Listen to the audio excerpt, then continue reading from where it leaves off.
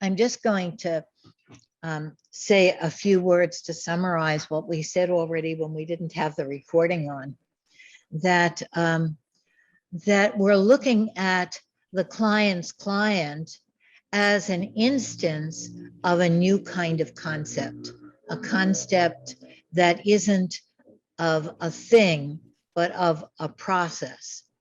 And the new kind of concept is the grounding for a revolution in thinking, and a revolution in living, and a revolution in relating.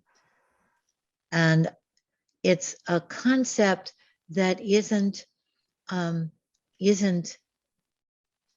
stuck in one image, but there may be many, many, many images.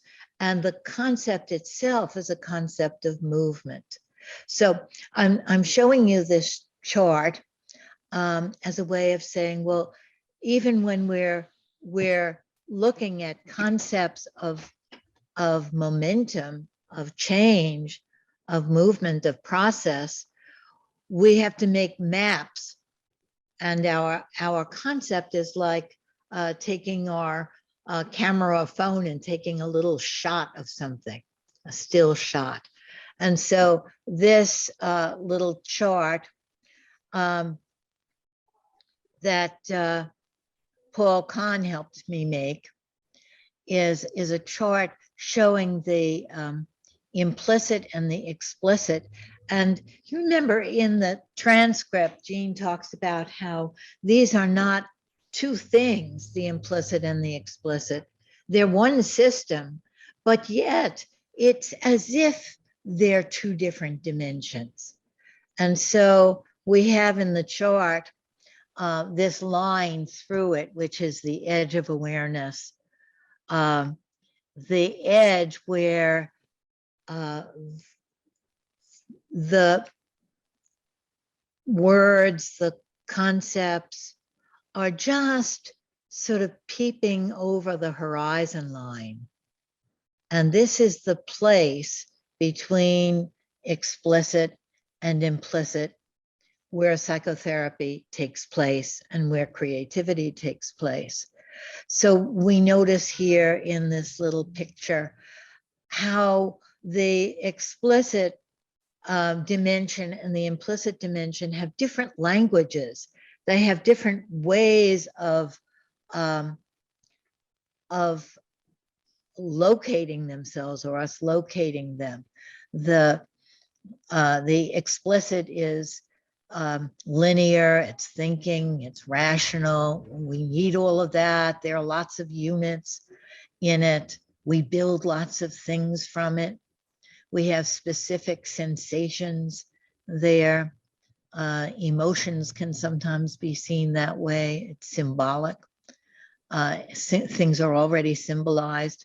And the implicit is a world that peeps up, that's nonlinear, and it doesn't obey the same rules of time and space. And we find it through poetry, through images, through metaphor, through what we call handle words. And it speaks through the felt sense. And we can, the felt sense is interesting because it's like the felt sense, there's something tangible there. We actually feel something sensual in our bodies. And at the same time, it's not concrete. It's not physical. It manifests in physical forms, but it itself isn't physical. So that line there of the edge of awareness is always where we're working as therapists. We're trying to help the implicit become explicit and make words and actual images, and then dip down again into the implicit realm and say, is that right? And Jean says over and over again how important that checking is, how important the connection with the body is when we have those concepts. And in thinking also that we dip down and say, is that word right? Is that theory? Is the way I have that theory? Is there more to that? So you get a kind of feeling for the movements of focusing oriented therapy, and probably every good therapy, when we see this. But now I want you to imagine, looking at this chart, that this whole area of the horizon line, that it's, instead of a something, Jean is always talking about making a something that we can sense, that we can focus on. It's a someone. There's the client's client there, right in the middle. Let's come back together again and see what that does.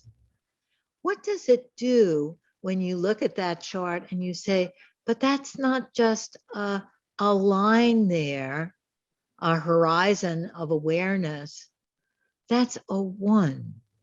Can somebody read that for us? This is Jean's description here of the client's client as a one in our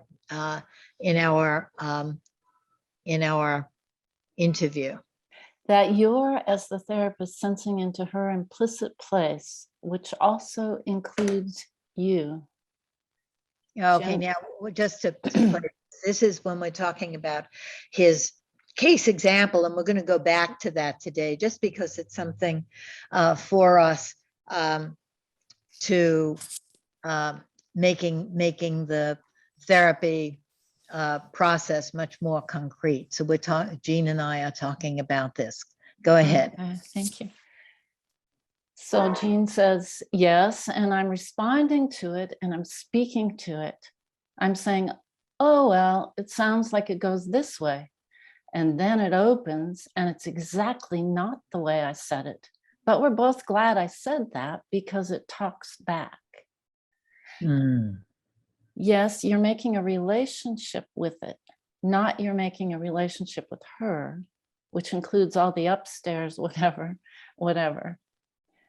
And Lynn said, yes, that's true. That's very true. I feel funny speaking for you, Lynn. Do you want to read that one? No, I want you to be Lynn. Okay. Yes, I feel very much like that. You're making a relationship with it. And Jean says, yes, I often say that, especially if I do something wrong or there's an interruption or something goes badly and then we do something with it.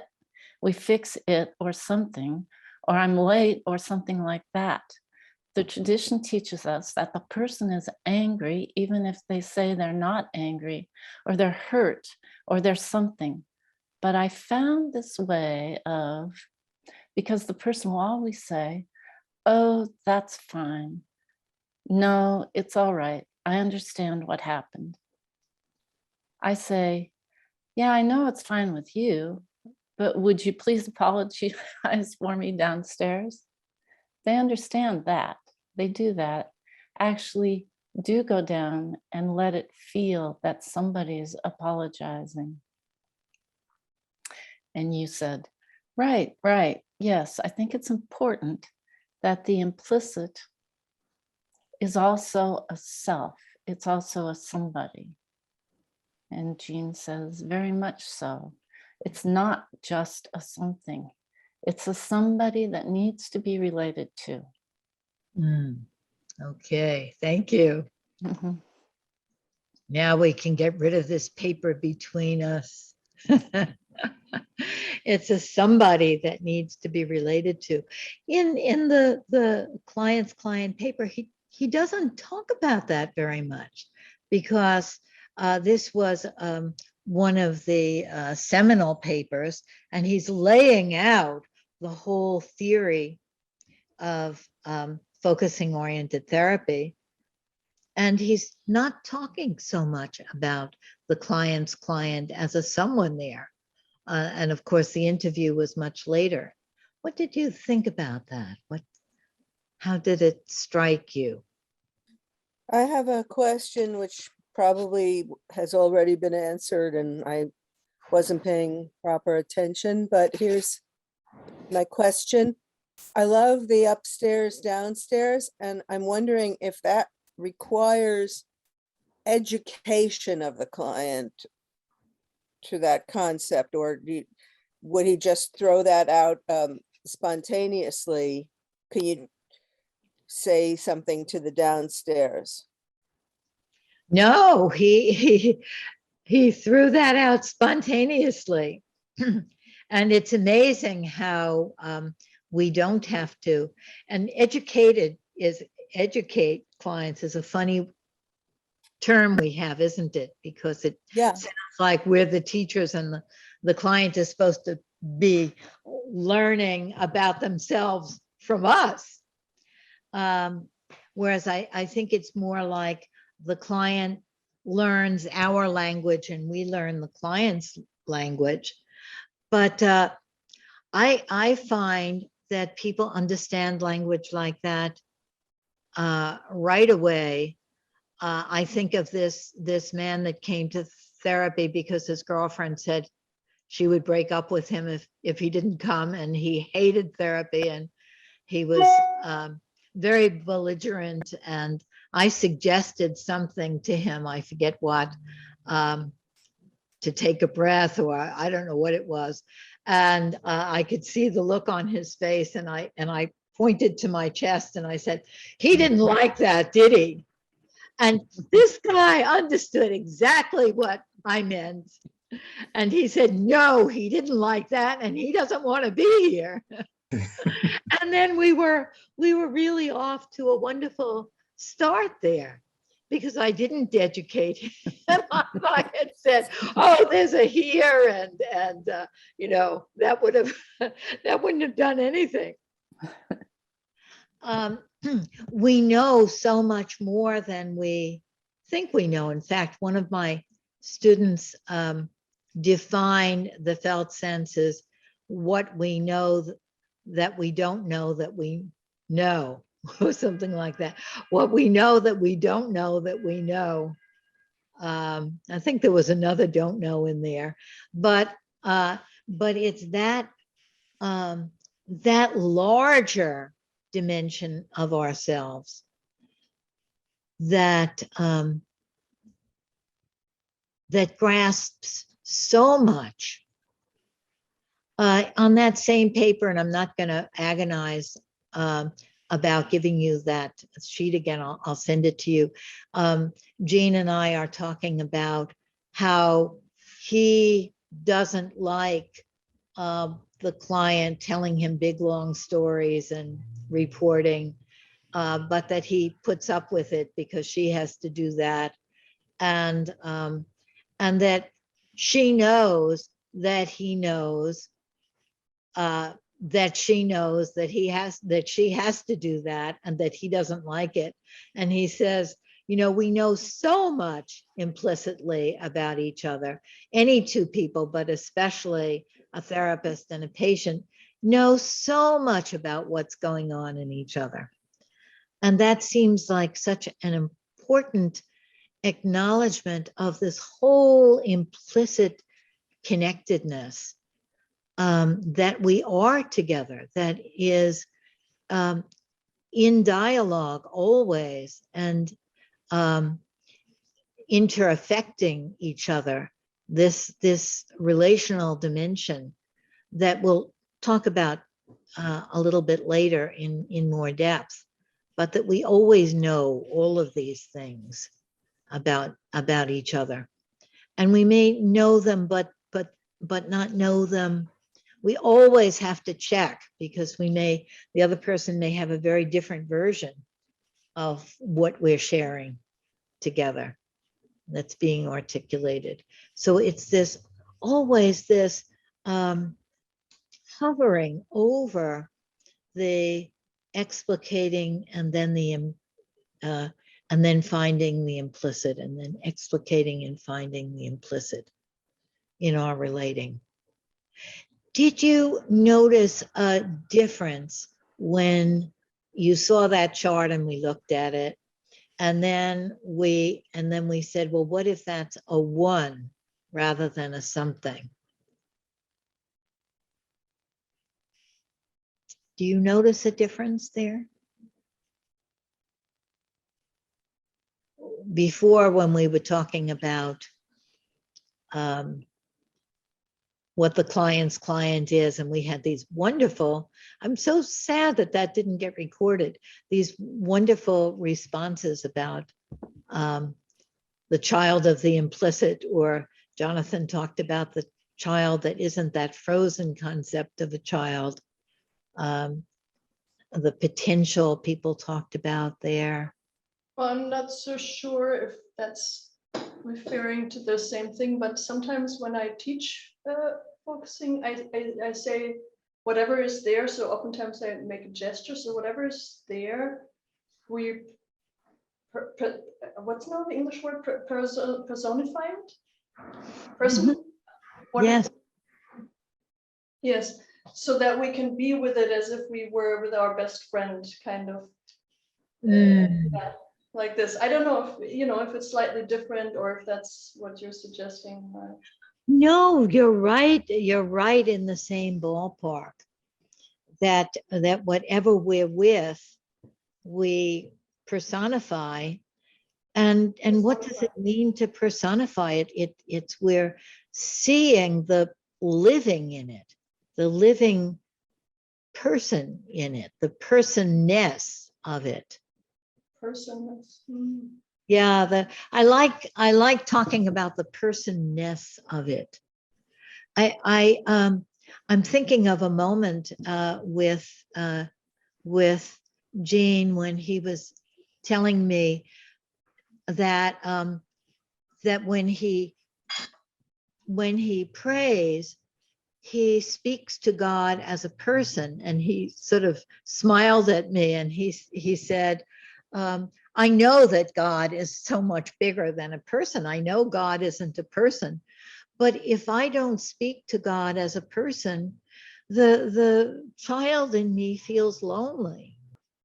There was so much in that for me, his sharing that of course, God isn't a person in the sense that we know person, but personness is a quality of everything alive and the quality of the whole big system, as Gene would call it. And when we personify, we're bringing the life into something. We're seeing it's living, and it's living through us, because of course it, this cup, for example, or the room, or the client, or God isn't separate from us. We are this interactive process. We aren't a static thing. And so there, when I personify something, I'm bringing the interactive life into it. It's my understanding that as humans, we have to personify everything. You know, I'll say my computer is really prejudiced against anybody over the age of 50. And I feel very satisfied when I say that about my computer. And I imagine my computer sort of saying, well, you think you can't really know me. You know, I have a strange relationship with my computer. It brings the life of that relationality into it. Take a moment just yourself and think about an object, any object. It doesn't have to be an important one. I'll think about this cup because it's right here. and imagine that object as a one. So I'm imagining myself as this cup. What does it feel like? What is the life of this thing that we're imagining? What's important to it?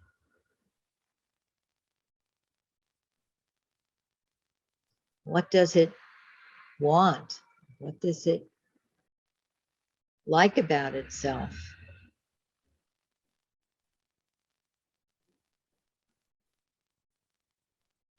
What is it afraid of? How does it feel about us?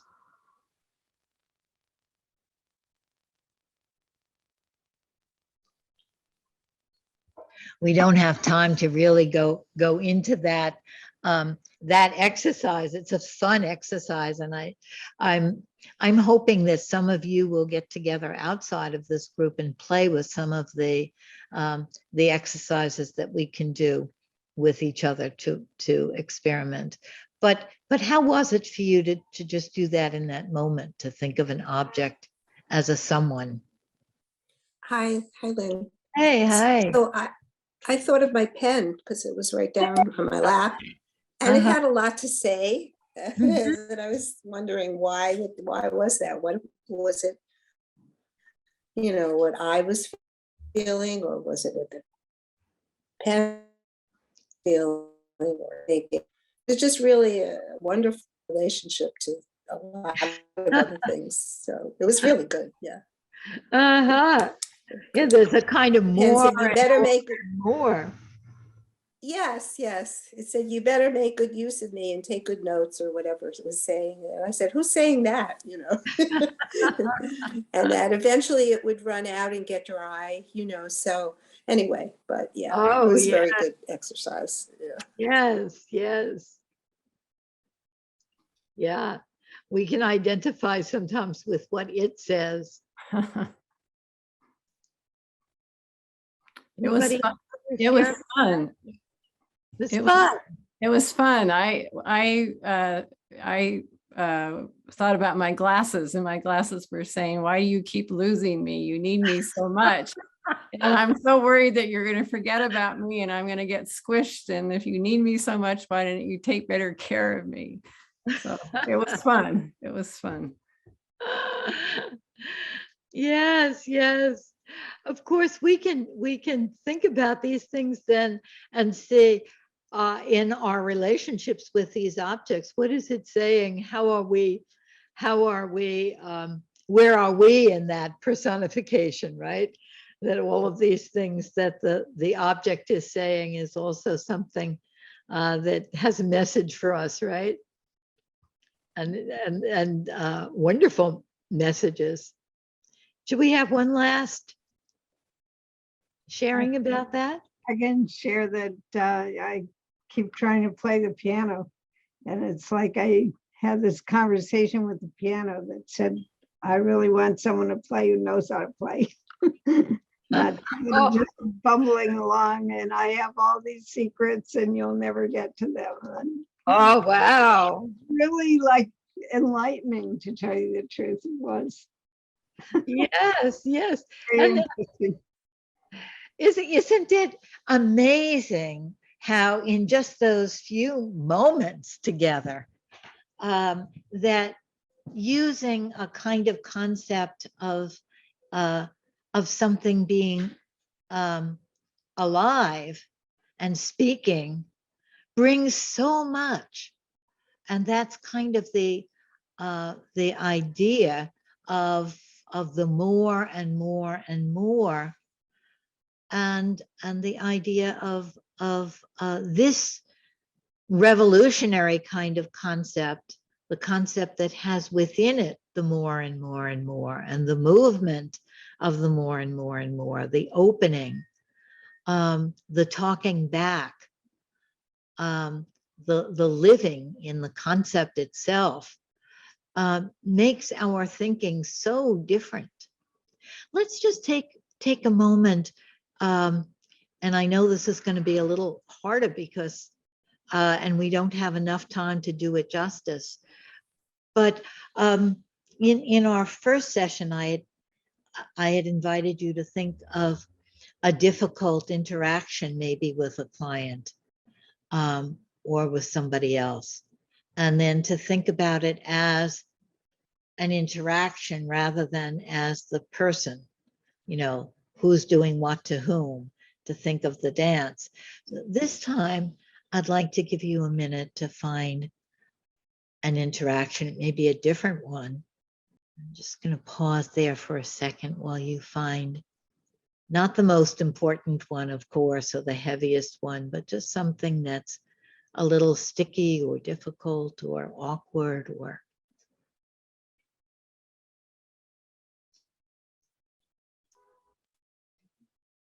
and then think of what it is about this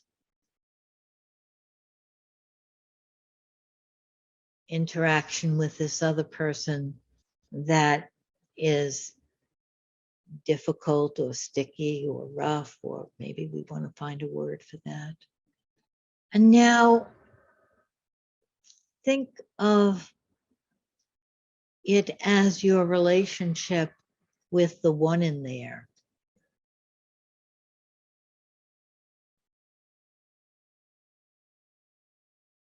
See how it changes when you think of it not as I'm having trouble with how this person does this and this and this, or said this, or I feel that. But what is the relationship with the one in there? What might that one in there be saying or needing?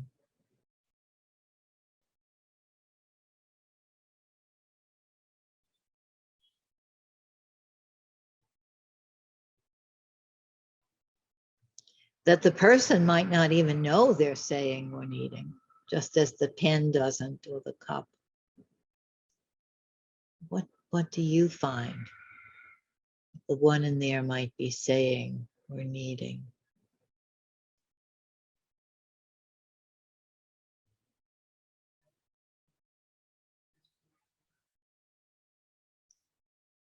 And now let's touch into our own one in there. How is your one in there with this?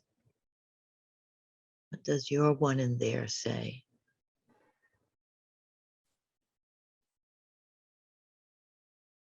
Just give that a minute.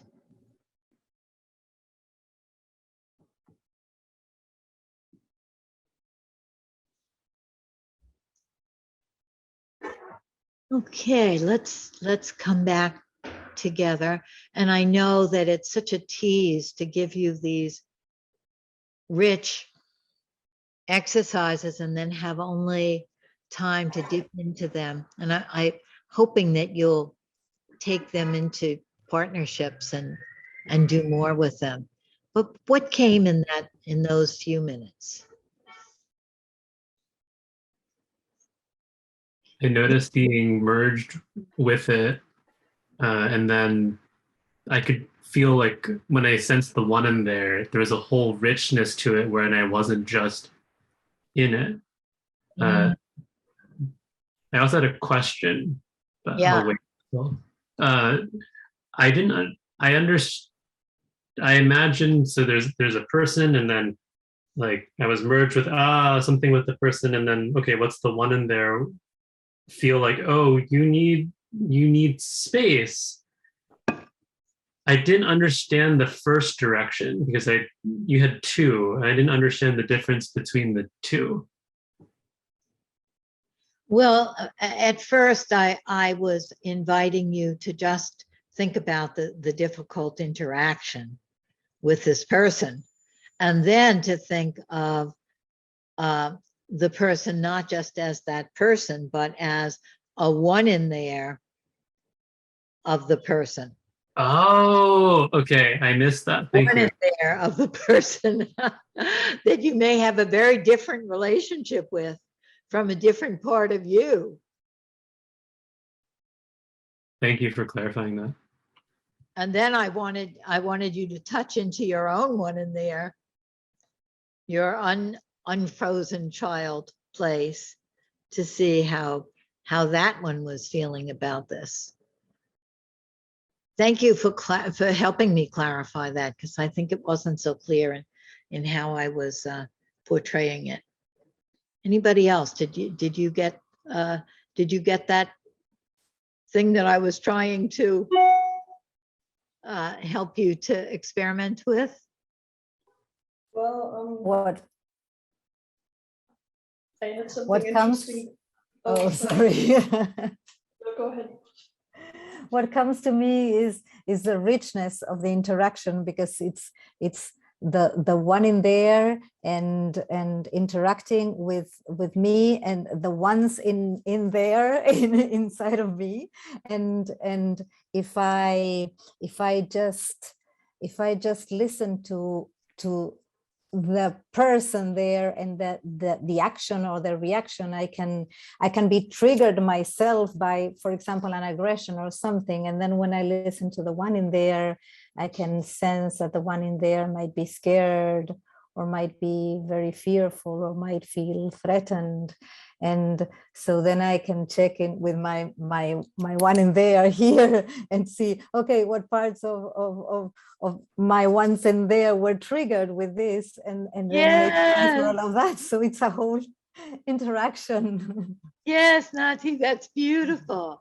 It immediately complexifies the interaction enormously, and that's sort of what we want when we're stuck, because when we're stuck, things have a kind of simplicity to them.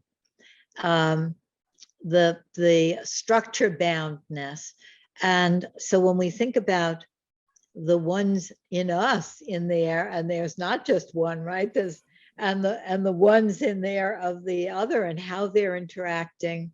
Wilma Bucci has this lovely chart that I'll have to dig up and send you, of the, if you can picture this, the explicit message to the implicit of the client, the explicit message from the therapist to the implicit of the client, the explicit message to the explicit of the client, the implicit message to the implicit of the client, and just all of these crosses of crossings of how we're communicating on the implicit and explicit level.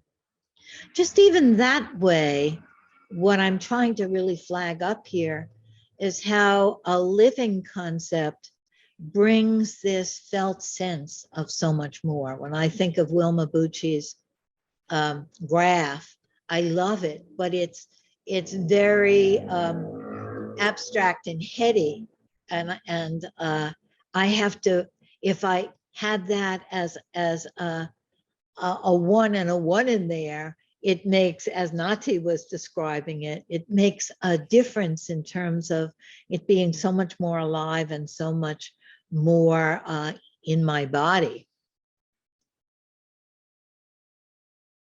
Anybody else with how you responded in that exercise? Something, Lynn.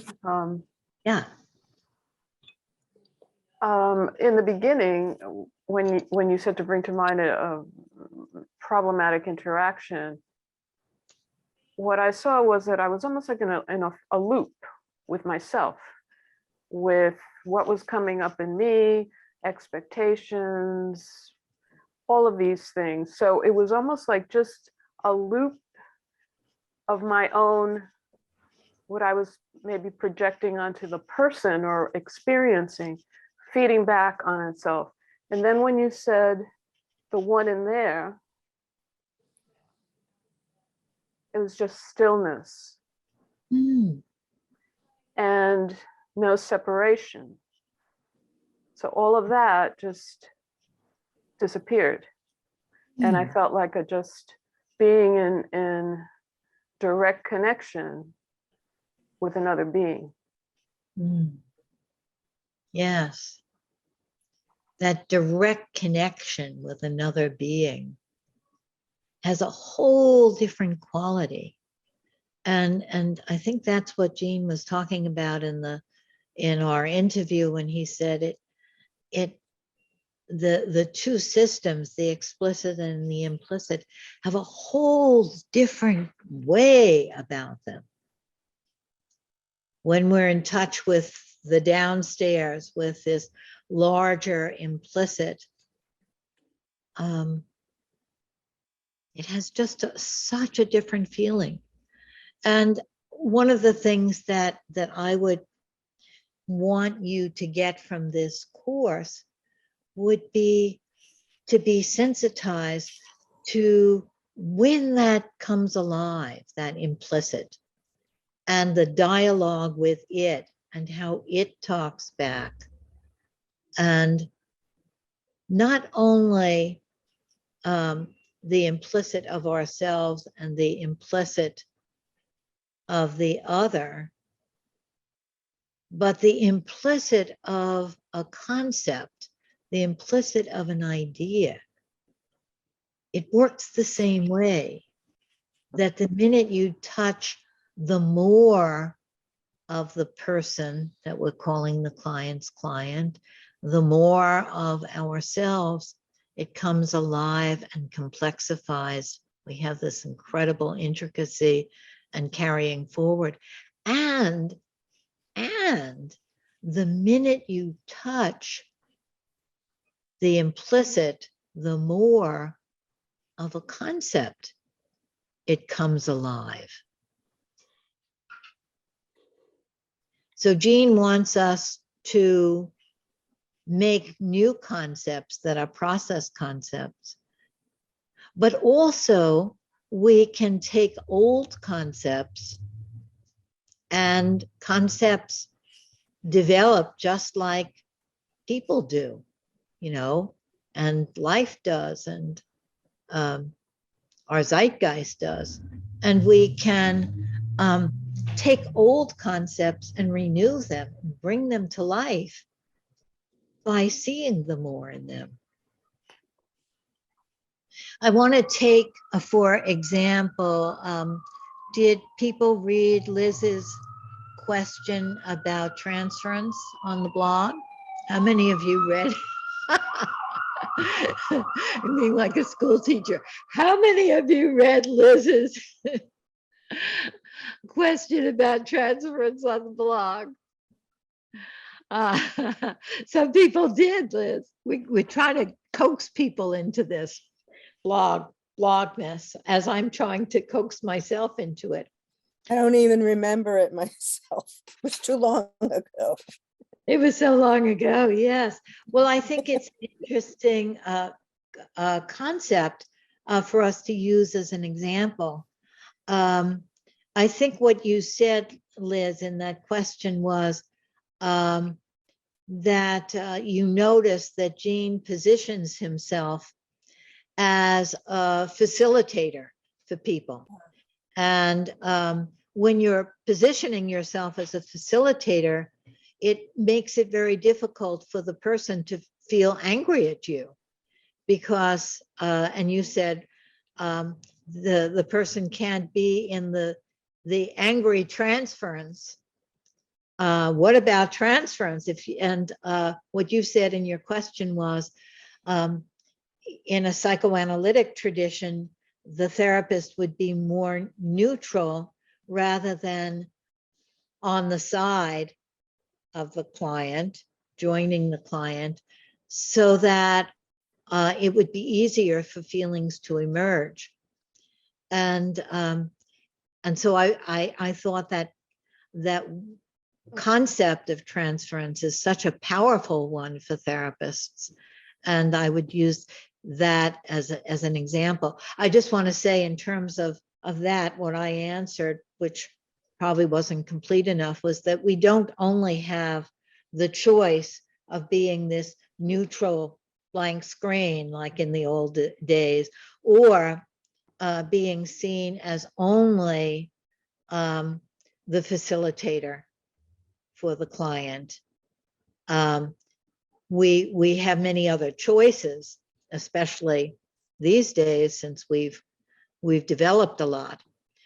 So Gene, I said, didn't really position himself just as a facilitator. He positioned himself as this would be my way of seeing it, and I'd be curious about how you saw it, but I see him as positioning himself as an ally with the person making a relationship with the one in there. And Lynn, I'm just wondering, this doesn't protect the therapist from the countertransference feelings. That is, aligned with the client, you may have your own reactions to the material that are provocative, and you may say something provocative to the client. So we need to recognize that. yes, if the Marvin is saying, if you aren't a neutral blank screen or a facilitator, and then you're making a relationship with the one in there, then it doesn't protect you from feeling hurt, feeling scared, feeling angry, and maybe saying hurt, scared, angry things in that relationship. Do I have you right, Marvin? Yes, and also a projection and reminders of our own past experiences. Right. That are provoked by whatever the client says. Right. So we're provoking the client, and the client is provoking us. Yes. Yeah. Well, I think you're talking, Marvin, about feelings, and maybe we could presume that we always are going to have feelings, whether we're working as therapists or to anybody. But when you're working, then decisions get made, hopefully to a certain extent consciously, about what do you do with it, so that, and obviously there's a whole literature, many literatures on what you do with all of it. So, Absolutely. I just wondered if that is made at all explicit, at least in psychoanalytic literature, including and so much even in the more modern versions of relational and intersubjective literature. Enactments. I mean, there's a gigantic literature on what do you do with what you're feeling. And I was just wondering and even worrying a bit about focusing where there seems to be, I could be completely wrong about this and naive about it, but that there's an implication that there's a sort of neutrality, that it's a technique. It doesn't seem to be spoken about so much, anger toward Gendlin, and how did he feel, and how does he feel about his huge Gendlin authority, which is so obvious when you watch the videotapes. Somebody who says, I know how it should be. That's a huge thing to feel about yourself, and, to project that onto people. And I just wonder how, I think that one thing that we have going for us often, not always, in the psychoanalytic world is at least we think that we ought to really be thinking about our own role in all of it. Yes, absolutely. And there is a lot in Gendlin's writings about the relationship and how he deals with his own feelings and the client's feelings. And maybe we'll do a unit just on that, on focusing oriented therapy and working with the relationship. I think it's not as known, all of that, as as the work on finding the implicit and spelling it out. And I should say that was the dialogue, that Jean and I had over so many years, and my wanting to expand what he was saying about making a relationship with the client's client, which is a real relationship, and all of the crossings of the therapist and the client, and what we do with all of that complexity. And we can go into that. Let's hold off on it because it's such a huge subject, right? Hold off on it for now and come back to it. I just want to catch us up on this point that I was trying to make, and I think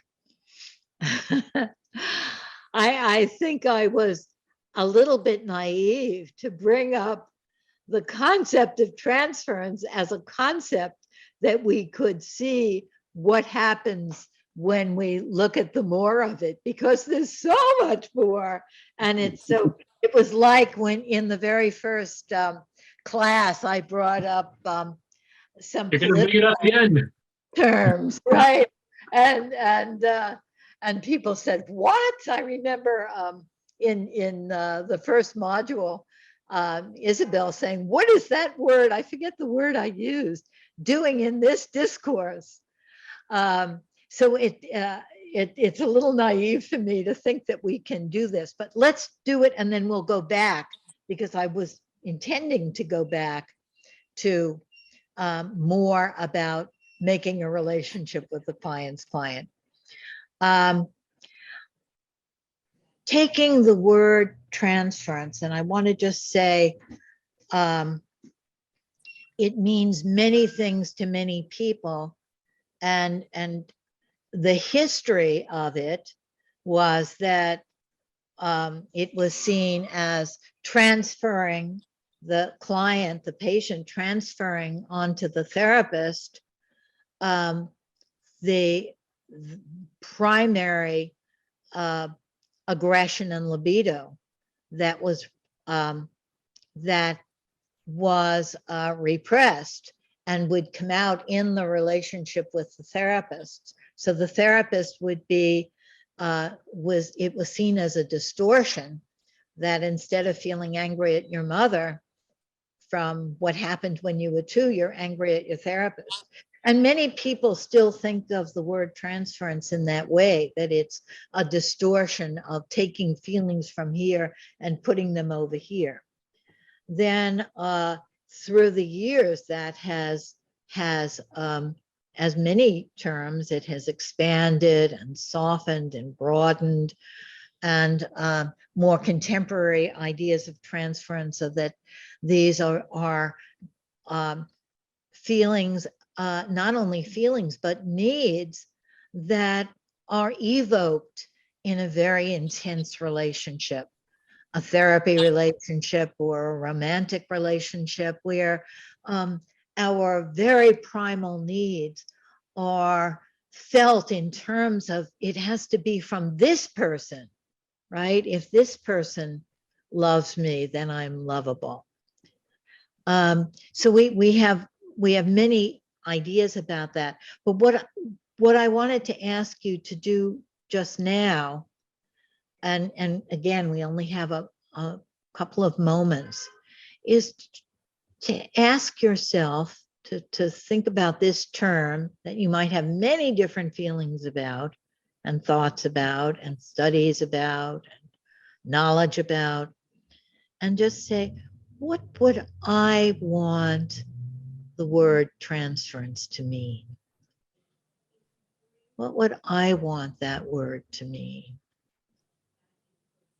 And in that, you're just going down and taking the implicit with you, which is what Jean is begging us to do. To make that term, whatever it means to you, to make it alive in you. It's not a dead thing. a term isn't right or wrong, good or bad. It's useful or unuseful. I guess it could be destructive or instructive, right? But what would each of us bring to that? What would it say? Just like we focused on the pen or the eyeglasses. What does that word say? And let's just hear a couple of comments about that.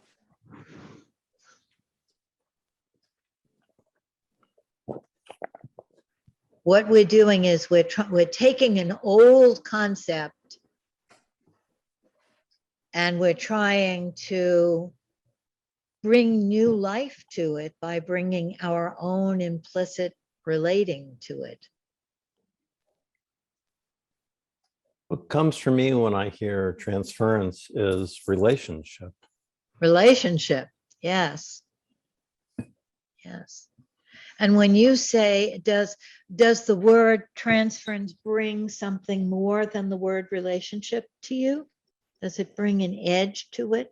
Yeah, I mean, there's a sense of interaction, and how can I be the interaction that helps, carries forward something?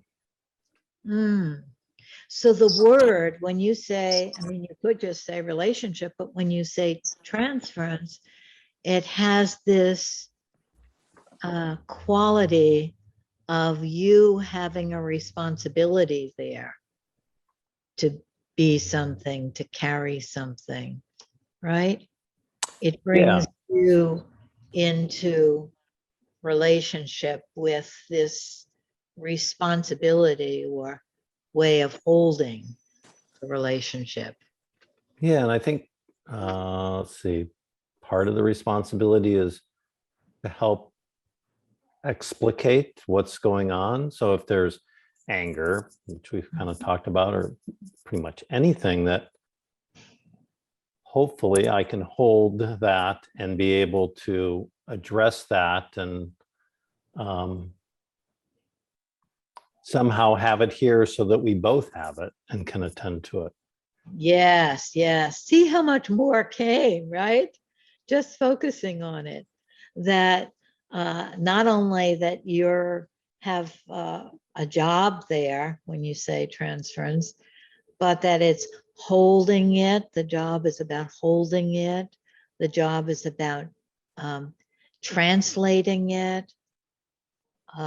You didn't say specifically, but in there was kind of making the unsayable sayable.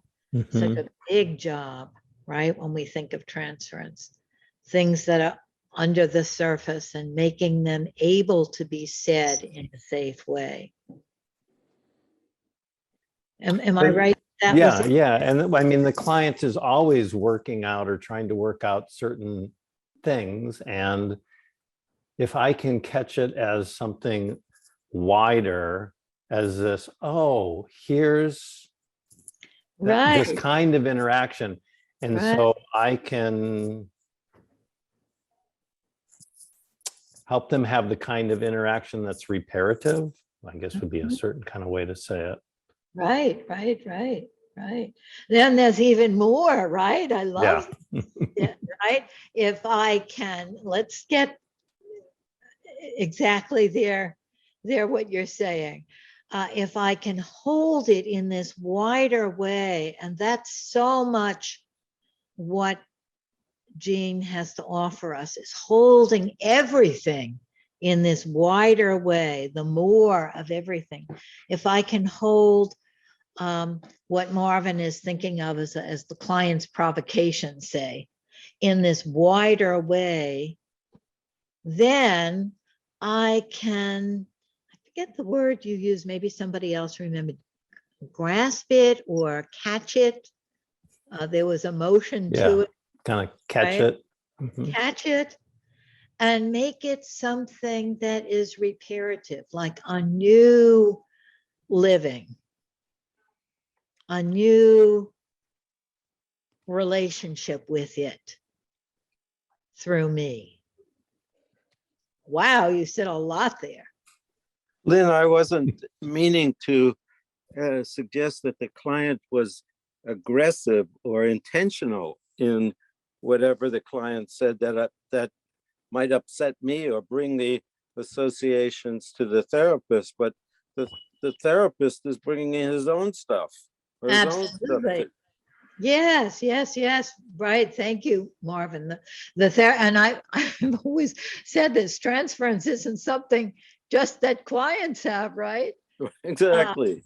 I'm thinking when I say that, the way I'm using the word is the more than rational or logical in all relationships, right?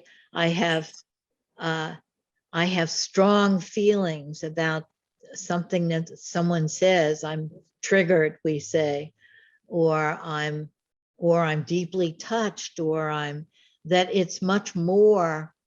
It's the bigger, the not linear, rational way that you would find that, but we could find the links and the intricacy of that order, but it wouldn't be it wouldn't be an explicit order. So the transference word means to me an implicit order. And anybody else have something about just when you touch into the word, what it brought? Well, first of all, can you hear me? First of all, I love this conversation, and I do encourage you to make another, course on it. My one question that I wanted to add to all this is, what leads to the intensity of the transference that comes up? I just find that fascinating for me, like the levels of intensity around on interaction and the motion of it, how it could get more or less intense, just around that. I want to just say a little something about that, because that's again a whole big subject. But when we're speaking from the one in there, and the therapist is seeking the one in there, and the therapist is fully present, I mean, of course, that intensity is going to be there. If the intensity isn't there, it means that we haven't quite gotten there yet, right? To speak really to that one that so desperately needs to speak and be heard, and that the client has been struggling with their whole lives and has had nobody to really deeply understand most of the time.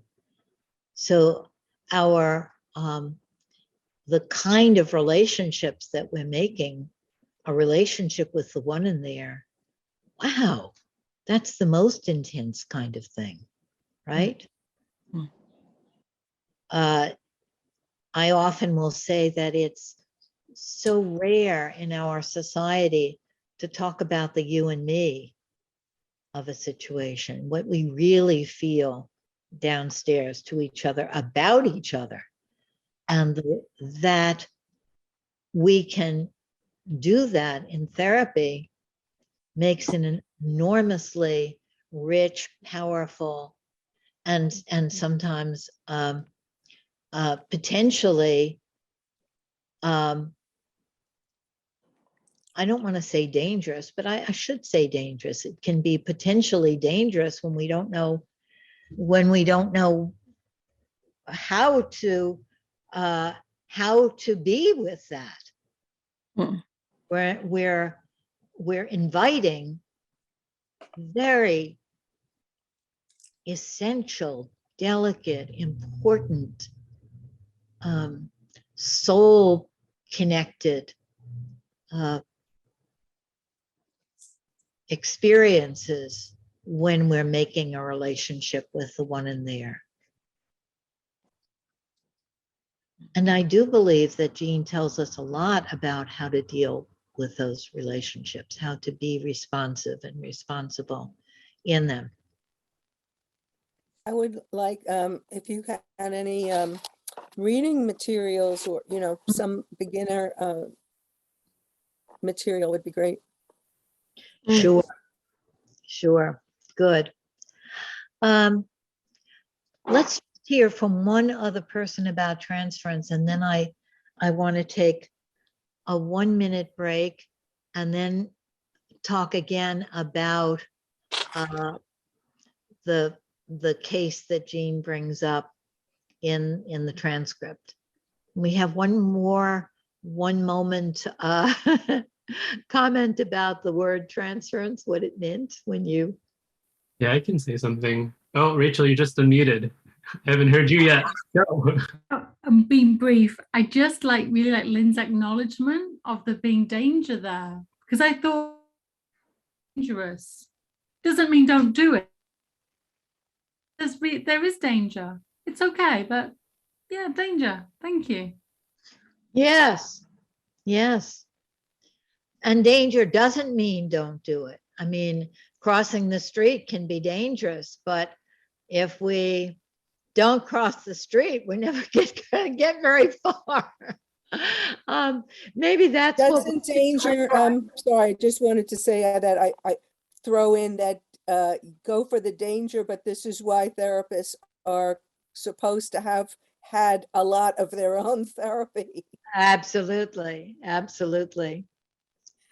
Absolutely. Yeah.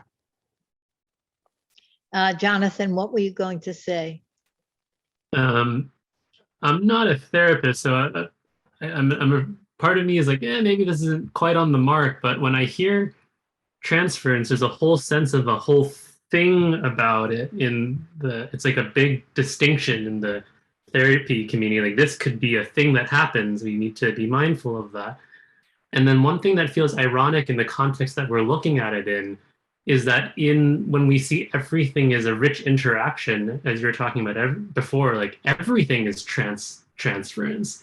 So like almost highlighting it so bigly in a therapeutical context seems to be ironic when it's actually not ironic, but like it points at how the culture sees we should be this logical something and only respond when this, which is the whole point of why we're having this whole conversation, to break this is a new way of thinking. So that's what comes when I look at transference. I love that, Jonathan. I want to say my version of that back. I love that. That, of course, we're talking about the implicit in everything, right? And of course, transference isn't only there for the therapist. It's not just counter-transference that we're reacting to the client. We have our larger than life reactions or feelings. I think it's nice to call them the larger than life, but that in everything, and we get into big trouble in the sphere of politics and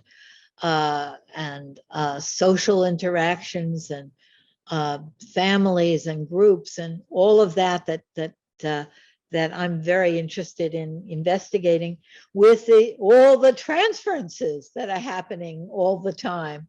And we're not recognizing them as sort of larger than life or as touching something deeply in us that then is an invitation to focus on, right?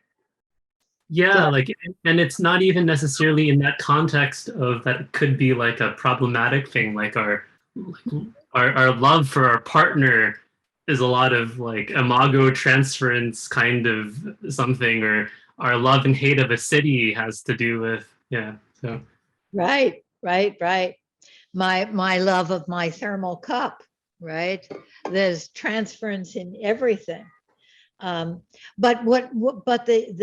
the small thing that I was trying to illustrate in that little exercise was just that when we focus on a concept, there's the more and more and more of it when we give ourselves permission to participate in it, to carry the concept further. And we carried it further in a lot of different ways here today, just with that little exercise. But we could do that with any concept, absolutely any concept. Concepts that people go to war over. Instead of going to war, you could focus over that concept. Say, what do you want that to mean? And we don't do that. That's part of the revolution that Jean wants. That this kind of concept of something that isn't thingified, but moving and developing and growing, and that it can make new worlds. What feels really important for me from today's course is looking to see, is the kind of concepting that I'm doing alivening or kind of thingifying something? Well, my view is that that there's a movement like breathing, that we, and I wish people were hearing this distinction, but we'll tell them when they get back. The movement of naturally thingifying everything, and then having to bring it up again to the implicit realm. You know, so it's this thingifying and deconstructing, thingifying and deconstructing, where we're sort of made that way, and it's like breathing out and breathing in. I see. So you're kind of pointing to almost the inevitability or the naturalness in our culture to kind of, we're inevitably going to go there anyway, but we can kind of keep reaching back, and each time there can be a richness that comes from that. Every time in focusing, every time that we put a felt sense into words, we're thingifying it in a way, because we're saying it's these words. And then we have to say, oh, but it's not exactly that, or it's more than that. And then we go back down. And then we say, oh, it's like this image. And then we have a picture. But then that's a thing also. You know, so that process of constantly reifying and deconstructing is parallel, I believe, to the zigzag of dipping into the implicit and then explicating, and then dipping into the implicit and explicating. Notice that in this article, The Client's Client, Jean is constantly talking about making something a datum. A datum is a funny word for me. I don't talk about datums, data. It's not my world as a therapist. But he'll talk about making it an object. And isn't that thingifying? How much more thingified could you get than making something an object? And in focusing oriented therapy, we learn that one of the major steps, or the first steps, is to make a whole big thing into a something, so we can focus on it. So we have a something, and we say, well, what is this? And then we let it go. So it's like catching something and then letting it go, catching the fish and letting it go. So I want to go back and see if we can maybe even make that point with the case. A couple of people aren't back yet, but I'm hoping that they have their sound on. In the case that we talked about last time, I'm just going to refresh your memory. I'm going to say first that one of the very important terms that Jean is using in this paper is process steps. Now notice that this client paper is a theoretical paper in which he's bringing in philosophical ideas, and he keeps saying, well, this is a philosophical point. Theory is this sort of middle ground there. And the concept of process steps he's making as a kind of theoretical point for therapists, that therapy happens in these little steps of movement. But that process steps is a concept that has the movement in it. So in the little case example Jean gives from in the transcript, he talks about we're going to spell out together the little steps, right? The movements, and then see how he's working with making a relationship with the client's client. Okay, are we all on board with that? Trying to anchor this. There's so much to everything. My job here in teaching this philosophy class is taking the world and then trying to bringing it into a thimble. First, he says the client is stuck about not being able to play her instrument, and she always has to tell him big stories, and he doesn't like that, but she knows he doesn't like it, but she has to do it, and he knows she has to do it. And that's one step, is that she tells him the whole big story, and he picks out of it, or they pick out of it, the crux of it, and she's very disappointed and hurt by this man at work. And Jean reflects that, and notice how, when we talk about danger, this is an aside, when we talk about therapy being dangerous, there's a lot of safeguards built into focusing oriented therapy. And one of the main safeguards is, Jean says, do anything and then come back to listening to it, not to the content, to the client's client. So that even if you're having a hard time, you put that aside for a second and you listen to the one in there. So Jean reflects, you're heard, and you could, the hurt is right there when you speak about it. That's one step. And then she says, well, it's okay, but it will never be the same. It will never be fully open. And I'm usually open, but I can't be open with him like my instrument. And then Jean feels that as another step, like, oh, we're always talking about her instrument, and we have that right here.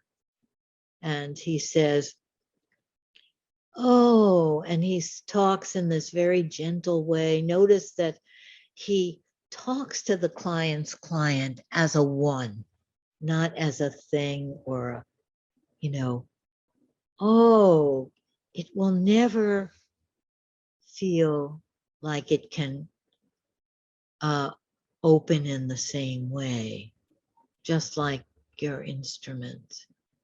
And then he wants to keep her there, because there they are, she and him, with the client's client who feels hurt and will never and won't be able to open. And then Jean does one of his shift questions, which we would be studying in FOT, right? And says, what would it need to open? And she focuses on that for a minute and said, oh, a loving surround that I could respond to. and then he is so thrilled because there's a little movement. That's what it needs. It's speaking to us. It needs a loving surround that I could respond to. And then in the transcript, I start to say something and he says, yes, yes, we know you're going to say your point. Make your point, he says. And I say,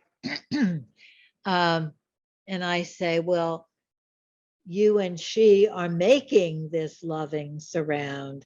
So then she's opening, she can be with it. And then Jean says, yes, and we don't have to talk about that. It's implicit.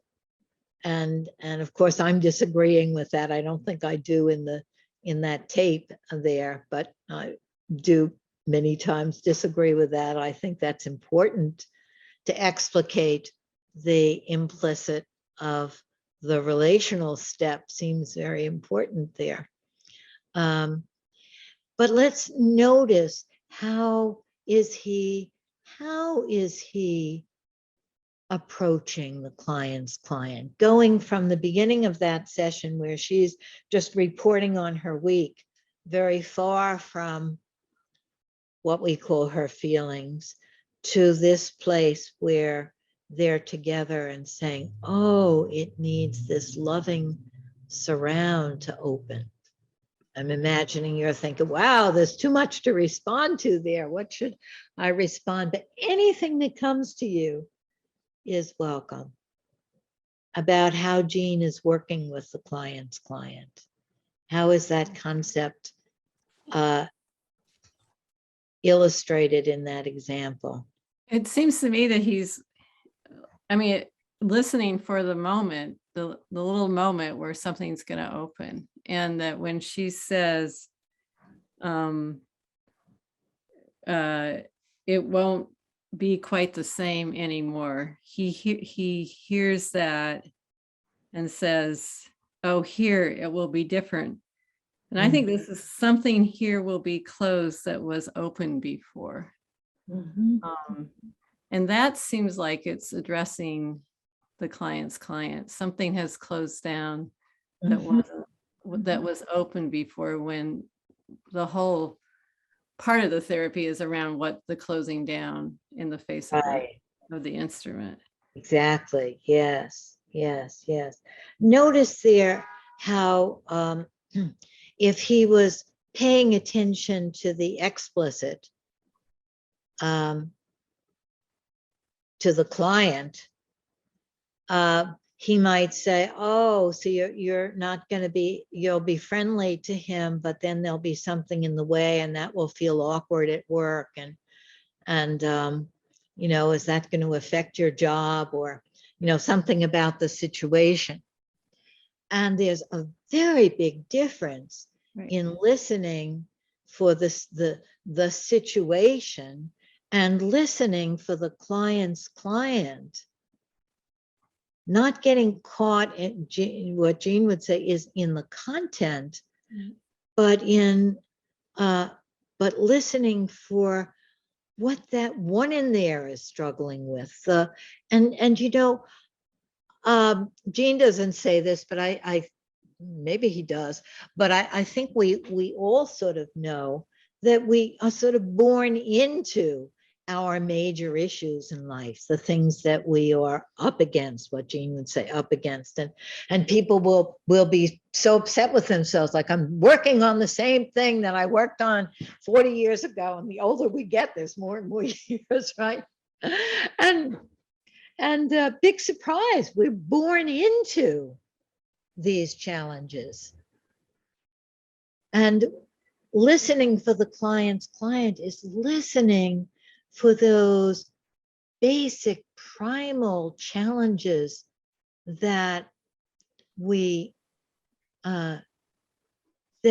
struggling over in a lifetime in some kind of way.